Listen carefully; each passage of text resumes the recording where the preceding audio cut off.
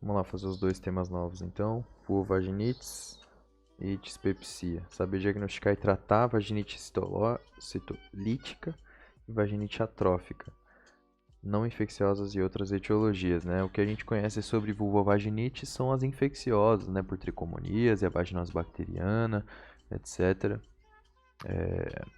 Que mais? A candidíase, que é fúngica. Mas as não infecciosas a gente não conhece. Vamos dar uma olhada aqui. Caracterizado por prurido, dispareunia e corrimento pastoso. Vaginite inespecífica, bacteriana, citolítica. Bom, citolítico faz sentido, né? De ter corrimento, né? Aí. São infecciosas, né? Essas são as mais comuns. Porém, existem não infecciosas, como vaginose citolítica, que mimetizam os quadros de vulvaginites. Há uma proliferação anômala de lactobacilos na vagina, podendo promover estema, citólise das células da camada intermédia. Na vaginose histolítica existe elevado número de lactobacilos com ausência de esporos, pseudohifos, clucells e patógenos flagelados, que seriam os tricomonas. Apresenta corrimento, prurido, ardor, dispareunia. Classicamente o pH é mais ácido do que o normal. O principal diagnóstico diferencial é com candidíase. Ambas têm um pH ácido, sintomas inflamatórios, secreções esbranquiçadas sem odor, com teste de aminas negativo. No entanto, pode nos ajudar o diagnóstico diferencial o exame fresco. Na candidíase a gente vai encontrar as pseudo-hifas. Na vaginose histolítica temos lactobacilos de Doderlein. Ah, tá aí, né? Então, os lactobacilos de Doderlein, me lembro desse termo aqui em anatomia patológica. O tratamento da vaginose histolítica é realizado com bicarbonato de sódio para aumento do pH vaginal e melhora dos sintomas. Vaginite atrófica ocorre em pacientes no climatério, pois o hipoestrogenismo pode levar a queixas de prurido, tisúria, corrimento amarelado com odor ruim, além de hiperemia das paredes vaginais e redução do pregamento das mucosas. Essa é a ideia de atrófica, então, né? Por elevação na idade, né? E por diminuição no estímulo hormonal. Ao exame microscópico, encontramos predominância de células intermediárias com numerosos leucócitos e ausência de lactobacilos, levando ao aumento do pH vaginal, diferente da outra, né? Ao contrário. O tratamento é com reposição de estrogênio tópico. Ah, legal, com creme. Com relação à vaginose bacteriana e tricomoníase, lembramos que a vaginose é caracterizada pelo odor forte e tal. Aqui a gente já conhece, né, o diagnóstico diferencial nessas vaginites infecciosas.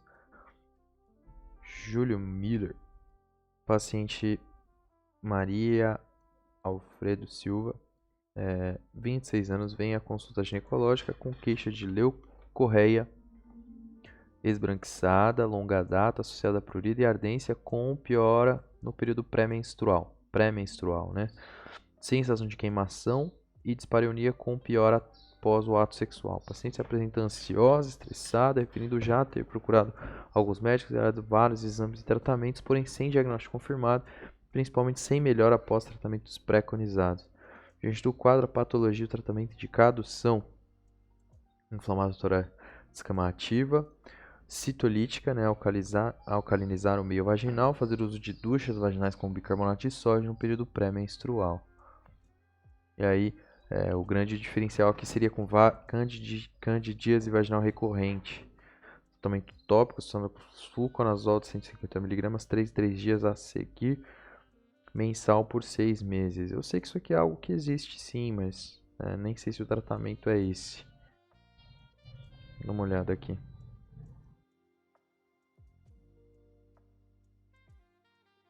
Mas ele não fala como que a gente faz o diagnóstico diferencial com essa vaginite, com essa vaginose, com essa candidíase, né? Unicamp, paciente comparece ao ambulatório de ginecologia queixando-se de corrimento vaginal associado a prurida intensa há 30 dias. Relata que já apresentou vários episódios semelhantes nos últimos 2 anos e é sempre tratada com medicações para a candidíase. Esse aqui é o caso da Bela, né? A Bela vivia com isso aqui. algo semelhante aqui. Sempre era tratada para candidíase, né? Mas não nem encontrava mais espora e os médicos seguiam. Também é muita pretensão minha dizer que eu sei qual que é o diagnóstico, mas estou vendo aqui, né?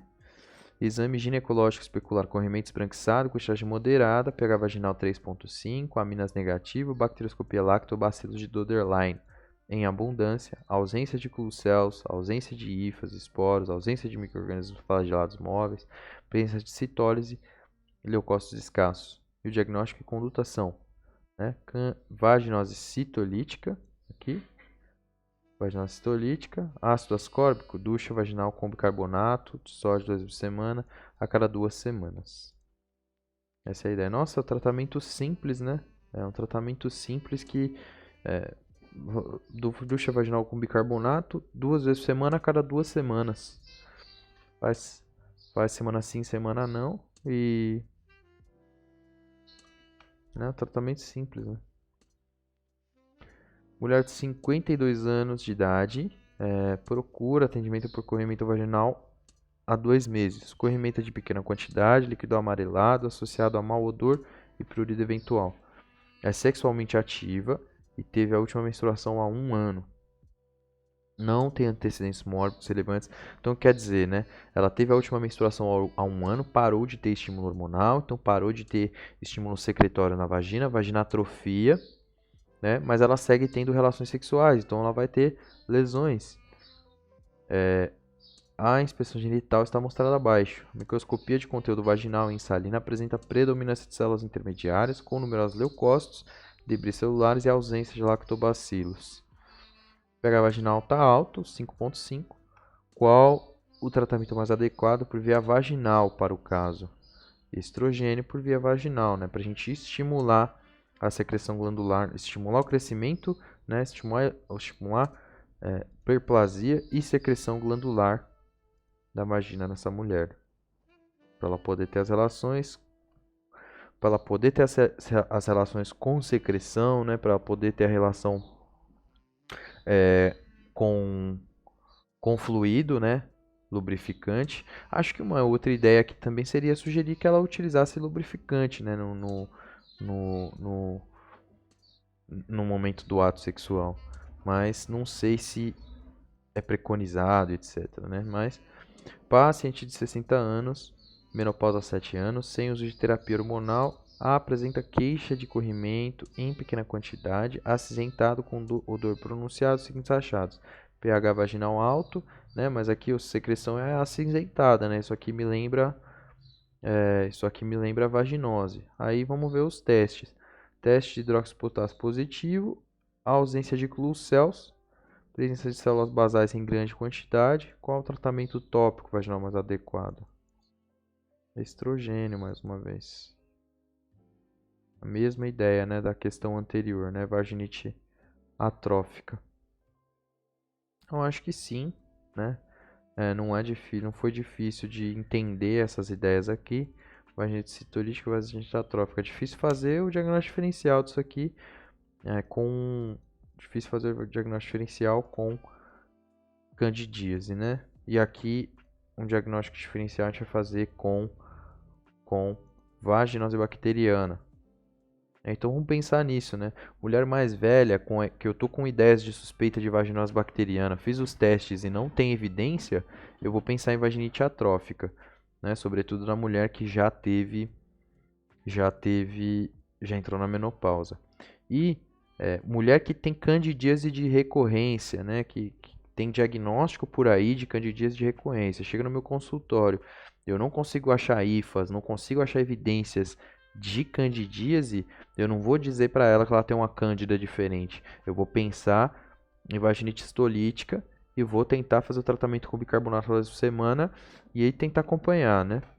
Tá bom que eu mesmo não vou fazer nada disso, né? Eu mesmo vou só responder questão no Revalida. Dentro de dispepsia, precisamos aprender a compreender a abordagem terapêutica e a abordagem diagnóstica na dispepsia. Vamos lá. Tema novo aqui também, né? A gente já estudou isso aqui, já estudou algumas causas aí de dispepsia, mas nunca estudou isso daqui. Os distúrbios da motilidade gástrica podem acontecer após vagotomia em pacientes com Helicobacter pylori e nos diabéticos, sim, né? Gastroparesia diabética. O exame mais comumente usado para estudo de esvaziamento gástrico é radiografia, tomografia, ressonância, cintilografia. É um estudo com radiografia, né? E tá errado. Parabéns. Cintilografia de esvaziamento gástrico é o exame mais indicado para avaliação de distúrbio na motilidade gástrica. Eu nunca ouvi falar sobre esse exame. Cintilografia gástrica. Vou dar uma olhada aqui. Vou até trazer para o vídeo aqui essa pesquisa. Nunca ouvi falar. Vou trazer aqui a minha tela. Trazer para cá isso aqui. Cintilografia gástrica. Vamos dar uma olhada aqui no que significa, como é que é o aspecto do exame. Né? Nunca vi falar nisso aqui. Método cintilográfico de determinação do ritmo de esvaziamento. Tem algum sentido, né? Tem certa lógica, mas por que não fazer um exame parecido com os que a gente faz na ortopedia, né? Aquela radioscopia para observar a motilidade, né? Não sei, pH-metria não faz sentido. Manometria.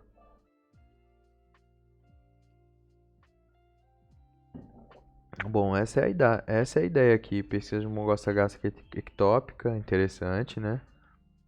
Pesquisa de mucosa gástrica ectópica, né? Mucosa gástrica fora da região gástrica. Aqui tem umas ideias, né? Esvaziamento gástrico normal, que é o movimento, e aqui comida parada, né?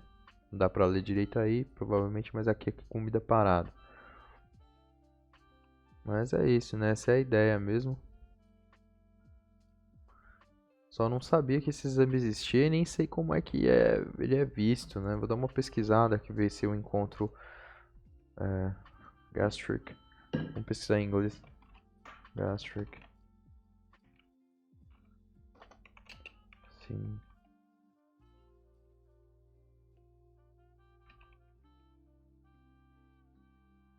Não é assim, né, que escreve. Scintigraphy. Gastric emptying scan. Emptying. Scan. E vamos dar uma olhada aqui. Ah, legal aí, ó. Agora fica mais claro, né? Fica mais claro, né? Jornal de Medicina Nuclear. 1 hora, 2 horas, em 4 horas aqui tá cheio, né? Agora ficou mais claro aqui. Provavelmente não é um exame que é feito, né? É um exame que deve ser feito raramente, mas que a prova do SES no Rio de Janeiro cobrou aí. Cobrou. Opa, cliquei no hard work. Prova do SES aí no Rio de Janeiro cobrou. O que a gente está esperando aqui acontecer então é o seguinte: estudo de esvaziamento sólido, a porcentagem de retenção da atividade gástrica obtida dos tempos inicial, 2 horas, 1 hora, né? 2 horas e 4 horas. Então é normal que às 4 horas eu tenha menos de 10% do conteúdo ingerido dentro do estômago, né? Então, veja só, eu nem lembro mais qual que é o tempo para uma comida entrar e sair, né, do organismo, mas dá para entender aqui que não é um negócio, né, que é rápido, né? Em 4 horas eu tenho ainda 10% do conteúdo que foi ingerido dentro do estômago, né? Então, até que ele chegue nos cólons, por exemplo, isso aqui demora um pouco, né? Paciente de 18 anos, feminina, é atendida no ambulatório por queixa de epigastralgia. Refere que a dor é em ardência, em epigastro, sem radiações, sem piora com movimentação, porém melhora com ingesta alimentar. Aumento de peso de 3 kg no período dos sintomas, né? Porque toda vez que dói, ela come. Relata que o quadro se iniciou há 3 meses, sendo observado com frequência diária. Nega, nega sangramentos ou melena, exame físico normal, não há histórico familiar patológico relevante e a paciente era previamente saudável. Não havia história de uso de medicações, exames laboratoriais, hemograma, PCR, creatinina e tireotropina estavam todos normais. Qual a conduta mais apropriada? Tratamento para Helicobacter? Pesquisa antígeno fecal para Helicobacter? Não, né? Prescrever bloqueador de bomba de prótons.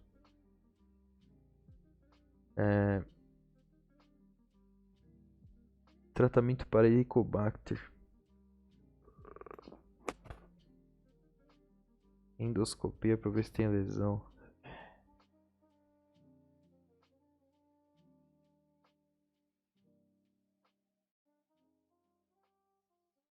Quanto tempo é essa epigastralgia dela? Olha, não. Pesquisa de antígeno fecal para Helicobacter. Eu nem sabia que isso saía nas fezes. Vamos lá. Diagnóstico de dispepsia funcional é feito a partir de história clínica compatível e exclusão de outras causas. Deve-se fazer uma boa anamnese e exame físico, avaliar a presença ou ausência de sinais de alarme, indícios de doença do refluxo gastroesofágico, que é muito mais comum, uso de AINE, né, que é o que dá a minha úlcera gástrica, e prevalência local de H. pylori. Baseado nas informações, podemos ter os seguintes cenários. Paciente com idade superior a 55 anos ou com sinais de alarme devem realizar endoscopia digestiva. Pacientes jovens com queixas sugestivas de DRGE ou dispepsia após uso de AINE, sem sinais de alarme, podem ser tratados empiricamente com inibidor de bomba de prótons e suspensão do AINE, né? Então, se eu estou pensando que é doença do refluxo gastroesofágico e se eu estou identificando uma provável causa, que é o uso de diclofenaco, por exemplo, aí eu tiro o diclofenaco e faço o inibidor de bomba de próton, né? E depois ele vai ser avaliado em X semanas, né? 6 a 8 semanas, para eu poder entender qual foi o resultado da minha conduta. E pacientes jovens sem sinais de alarme que ainda não usou a AINE pode ter duas abordagens. Áreas onde tenho alta prevalência de H. pylori e áreas onde tenho baixa prevalência de H. pylori. Aqui é alta e aqui é baixa. Alta prevalência, como no Brasil, todos os pacientes devem ser testados para H. pylori e tratados caso positivo antes de iniciar tratamento antissecretor empírico. Né? Então essa é a ideia aqui. E aqui, ó, quando a prevalência do H. pylori é baixa, aí eu tento fazer o tratamento antissecretor empírico, né? Que é a conduta que eu tentei fazer aqui, prescrever bloqueador de bomba de prótons. Mas a gente vai primeiro pesquisar Helicobacter, ver se tem. Não tem Helicobacter? Paciente jovem, né, e tal, provavelmente tinha. Não tem Helicobacter? Aí sim faz tratamento empírico com inibidor da bomba de próton. Tem Helicobacter? Aí é caô. Aí é caô. Como é que trata, amigão? Tem Helicobacter, como é que trata? Aí é caô.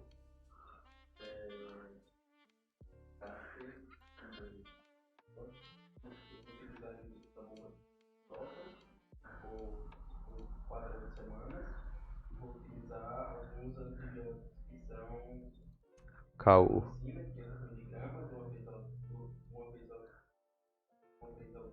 Tá dando pra ouvir aqui.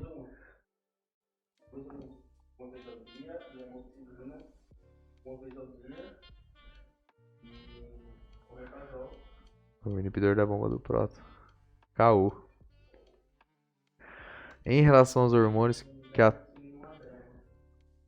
Em relação aos hormônios que atuam no processo de digestão, a somatostatina é estimulada pela gastrina e a CCK em um dos seus efeitos primários é aumentar a secreção de hormônios pancreáticos.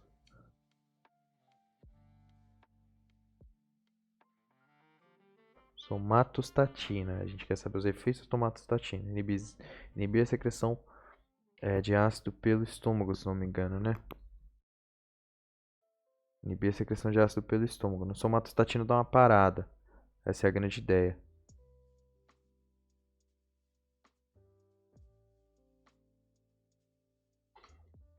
Dispepsia é um sintoma frequente que comete uma alta porcentagem da população a cada ano. Nos pacientes que não são submetidos a uma avaliação diagnóstica, estima que uma causa não é encontrada em cerca de... que são submetidos a uma avaliação diagnóstica, estima-se que uma causa não é encontrada em cerca de... Eita, difícil dizer aqui, hein? Queria dizer 50%. 75%. Caraca, 75% dos pacientes com dispepsia não tem causa encontrada. A gente não consegue encontrar uma causa. Vai tratar questão de pura memorização, né? Nunca vi essa... Acho que eu não vi aula de dispepsia, né? Eu vi aula de... Bom, eu vi faz muito tempo. Mas a ideia aqui é que vai tratar que o inibidor da bomba de próton vai funcionar por X tempo, né? Mas não vamos encontrar uma causa.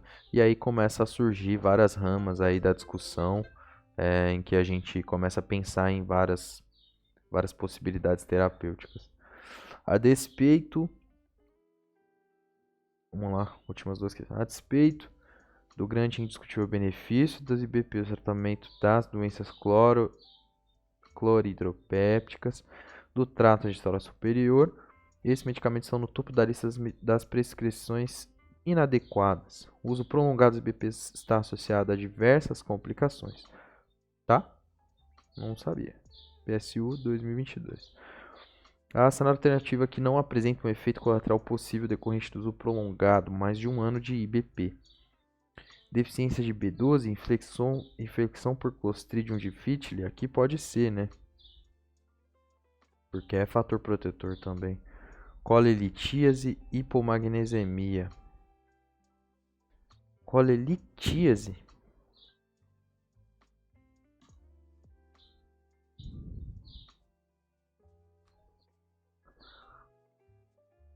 Colelitíase. Será?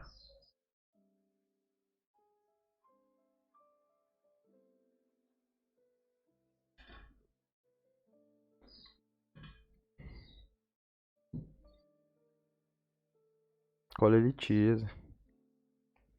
Acertei, né? Inibem a enzima a bomba do próton, né? Trocador de hidrogênio por potássio ATPase, realizando a supressão ácida gástrica. Uso crônico indiscriminado pode levar a efeitos deletérios tais como hipovitaminose B12, ferropenia, hipomagnesemia, uma vez que estes utilizam suco gástrico para serem melhor absorvidos. E com os DBP, ocorre a diminuição da acidez estomacal, que por consequência irá causar má absorção dessas vitaminas. A supressão ácida tende a alterar a flora bacteriana no trato gastrointestinal, que pode levar a má absorção e infecções entéricas. Ainda uma relação entre o uso do IBP e o desenvolvimento de hiperplasia de células parietais, de pólipos de glândulas gástricas. Dessa forma, uma coisa não associada é a colelitíase. O que eu pensei aqui na ideia de infecção por Clostridium é que eu acabo deixando de secretar ácido, acabo criando um desequilíbrio, né? Uma barreira, é um fator protetor também o ácido. Né? Mas não exatamente aqui e não exatamente aqui, abordagem diagnóstica, não exatamente, errei tudo ali, né? Errei um monte de questão, mas só para reabrir aqui para a gente falar sobre qual que é a ideia, né? Então, dispepsia é muito comum, a gente não acha a causa em 75% dos casos, bastante alta essa incidência aí, bastante alta esse dado. E, bom, quando achar a causa vai ser um Helicobacter pylori, né? Quando a gente estiver pensando em sinais de dispepsia, tem que fazer um questionário no paciente no sentido dele ter ou não doença do refluxo gastroesofágico. Se eu tiver dispepsia no paciente com mais de 50 anos, tem que pensar em lesão tumoral, talvez, né? Essas são as ideias. A gente vai fazer uma endoscopia digestiva alta para entender o que a gente tem, mas no paciente jovem, eu vou pensar na epidemiologia. No Brasil, Helicobacter pylori é uma coisa muito comum, né? Eu me lembro de ser as primeiras doenças que foram discutidas no primeiro ano na faculdade, na sala. Então, sempre é bastante comum, sempre foi bastante comum e seguirá sendo provavelmente. E seguindo essas ideias aí, a gente vai pesquisar Helicobacter antes de fazer o tratamento. Por quê? 75% dos casos não é achado um motivo. Nos outros 25% tem motivo. O motivo, muito comumente, é o Helicobacter. Então, antes de fazer o tratamento supressor, a gente tem que fazer o tratamento antibiótico. Porque Helicobacter está relacionado ao desenvolvimento de câncer. Está relacionado ao desenvolvimento de lesão maligna. Então a gente vai tentar limpar o organismo dessa bactéria, que é tão ruim. E se não for encontrado a bactéria, vai tentar encontrar a bactéria, né, fazendo um antígeno fecal ali, pelo que a gente viu. Ou eu achava que era biópsia do antro gástrico, mas não é. Antígeno fecal já é suficiente. E se encontrar, a gente vai tratar com KO, claritromicina, amoxicilina e omeprazol. Ou pode ser claritromicina, metronidazol e omeprazol. Macrolídeo, penicilina.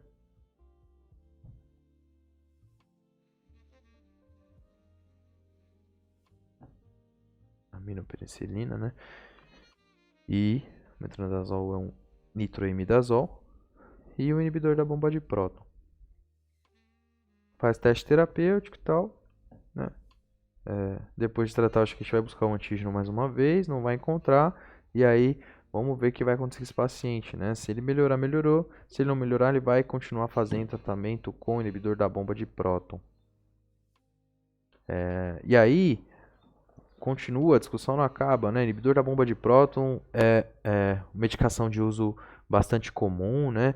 E aí, como tem uso bastante comum, aqueles efeitos deletérios que a droga acabaria por produzir se ela fosse bem indicada, que seriam poucos, acabam por ser maiores, né? Então acaba por ter maior incidência de efeito deletério da droga. Quais são esses efeitos? A gente diminuir, ter algumas hipovitaminoses, né, como B12, diminuir a absorção de ferro, que é absorvido lá no ilho, no jejum terminal, se não me engano.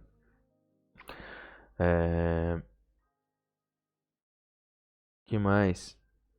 A gente pode ter também infecções gástricas que não são comuns, né? Que não era para ser comum, só que como a gente modificou a flora microbiana desse tecido gástrico, porque mudou-se a relação entre ácidos e fatores protetores, né? A gente pode ter, por exemplo, infecção por germes que são atípicos, né? É um germe que é um germe não tão incomum, mas é incomum que ele cause infecção gástrica, por exemplo, né? Não é para causar, mas vai acabar por causar nesse paciente aí que tem esse tipo de alteração, né? E, bom, acho que é isso, né? Nas ideias de pensar em inibidor de bomba de próton, a gente vai pensar nisso daí. Pensar em omeprazol e pantoprazol, né? Pantoprazol com uma ação mais prolongada e omeprazol com uma ação um pouco menos prolongada, mas ainda assim é de ação longa.